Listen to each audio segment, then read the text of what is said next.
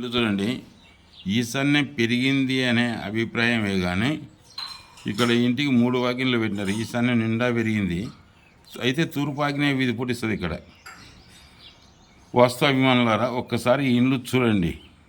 ఇది ఈశాన్యం పెరుగుతూ నడక సాగింది. దక్షిణం వీధి గల స్థలం. దీని ఆగ్నేయ బ్లాక్ అంటారు. అంటే ఇప్పుడు దీనికి ఇక్కడ దక్షిణం కూడా దారి ఉంది, ఇక్కడ తూర్పున దారి ఉంది. ఇది ఆగ్నేయ బ్లాక్ అంటారు. ఇది ఆగ్నేయ బ్లాక్ అంటారు. ఈ స్థలంలో 3 అన్నదమ్ములు.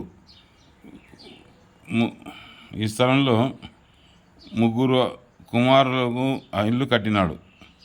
ఈ బ్లాకు ఇది ఆగ్నేయ బ్లాక్ అంటారు. ఈ స్థలంలో 3 కుమారులకు 3 ఇండ్లు కట్టినాడు. వాస్తుశాస్త్ర ప్రకారం గృహం 3 వాటాలుగా విభజించిన ఒక గృహస్థునకు వంశక్షయం కలుట జరుగును. ఇప్పుడు 1, 2, 3 3 కొడుకులకు 3 అని కట్టినాడు. ఇట్లా 3 కడితే ఊరికి వంశక్షయం కలుగుతుంది. ఇక్కడ ఇది తూర్పాగ్నేయ ఇది పెరిగింది. ఇక్కడ మళ్ళీ వాయువులో ఎద్దులో కానీ కుట్టం వేసినాడు జరుగును. కుటుంబం కొంతకాలానికి బీద స్థితికి సంభవించును. ఆ ఇండ్లు కట్టిన వెంటనే ఆ ఇంటి యజమానికి పాము కరిచి స్వర్గస్థుడైనాడు. ఎప్పుడైతే ఈ 3 ఇండ్లు కట్టినాడో ఆ ఇంటి యజమానికి పాము కరిచింది. పాము కరిచి ఆయన సైకిల్ దొక్కుతూ ఇంటికాటికి వచ్చే లోపలనే విషం ఎక్కి వెళ్ళిపోయినాడు. స్వర్గస్థులైన తర్వాత 2వ కుమారుడు భార్యాభర్త అనారోగ్యంతో స్వర్గస్థులైనారు. ఇప్పుడు ఈడ 2వ కొడుకు 2వ కుమారుడు భార్యాభర్త ఇద్దరు స్వర్గస్థులైనారు. అంటే ఒక గృహాన్ని 3 భాగాలు చేస్తే ఒక కుటుంబం ఉండదని మనం శాస్త్రం చెప్తాం కదా, అట్లనే అయింది ఇది. అయితే వారికి ఒక కూతురు మాత్రమే ఉన్నది. ఆ కూతురుని పెద్ద కుమారుడు పెంచుకుంటున్నాడు.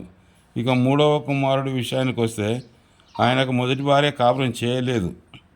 వారు విడిపోయినారు. తర్వాత 2వ వివాహం చేసుకున్నాడు.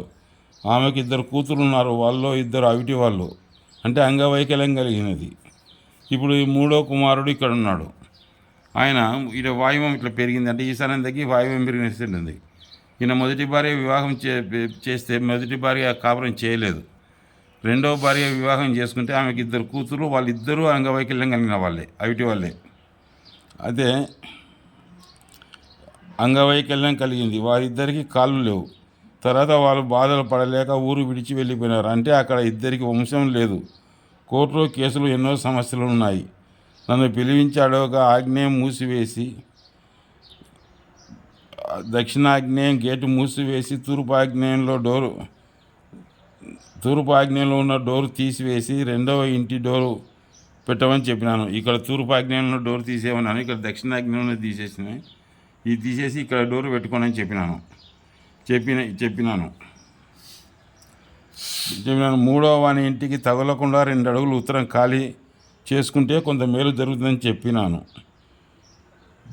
వృద్ధి లేని వీలైతే దీన్ని అమ్మివేయమని చెప్పినాను. ఇక్కడ 2వ వాని ఇంటికి 2 అడుగులు సందీర్చి ఇట్లా ఖాళీ చేసి 2 అడుగులు సందీర్చి పెట్టుకోమని చెప్పినాను. అంత వీలు కాని పక్షంలో దీన్ని అమ్మివేయమని చెప్పినాను. ఇట్లా 2వ వాని ఇంటికి విడగొట్టండి, 3వ వాని ఇంటికి విడగొట్టని 2వ వానికి చెప్పినాను. ఇక ఈ డోరు బంద్ చేయమని చెప్పి ఈ 2 అడుగులు ఖాళీ చేసి లేదంటే వీలైతే అమ్మేసేయని చెప్పినాను. ఎందుకంటే తూర్పాగ్నేయ వీధి పొట్టిస్తుంది. ఎప్పుడు ఎవరికి సుఖం లేదు ఈ ఇంటిలో.